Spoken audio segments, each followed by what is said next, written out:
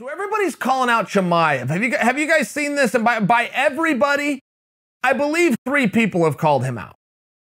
Of the 556 athletes under contract, the 2 weight divisions that he's covering, which has got to represent the 150 people, 3 people have called him out. Okay, that's my everybody. But in all fairness, nobody's ever called him out. As a matter of fact, nobody even answers the call out.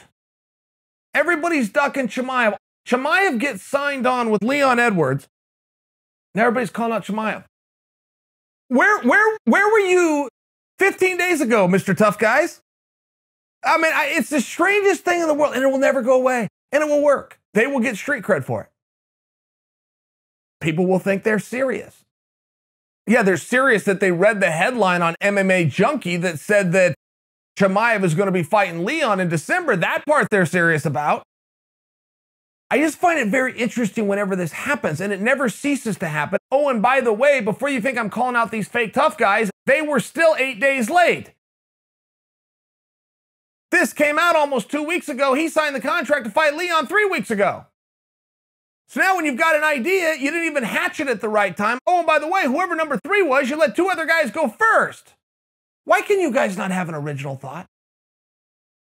Even the first guy to do it gets more credit here. I mean, that's an old school sucker carny move. That doesn't mean it doesn't work. Who cares if it's low-hanging fruit? If it works, use it. Take the cheap pop.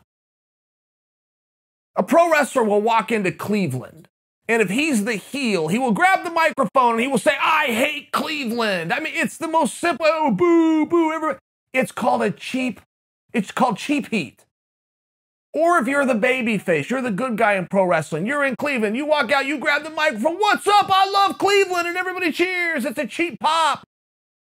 That doesn't mean the greats don't do it. You'll catch The Rock doing it. You'll catch Stone Cold doing it. Take the cheap pop. I got no problem with it. How did 3 guys do it? Where was number 2 when he got the bright idea?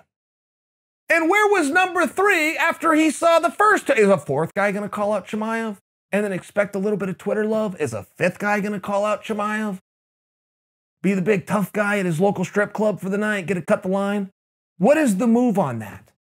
What is the play there? There's so many other fun things that you could do. You want to hear something fun? Adesanya informed John Jones when they fight that he will be the A side.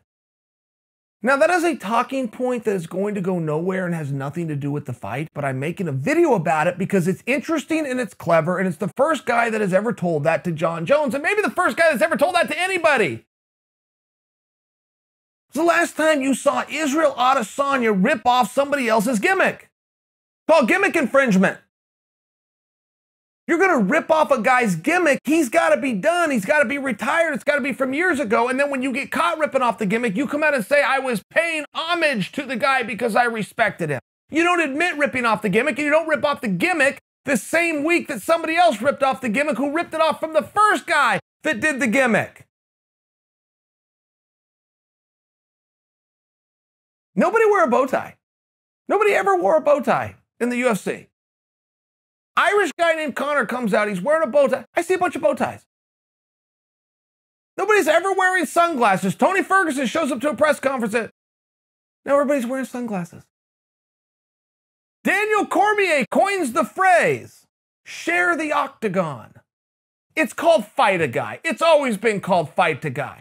Daniel Cormier calls it share the octagon. Everybody calls it share the octagon. Robbie Lawler used this term. Let's run it back. Everybody says let's run it. Can you guys think of anything?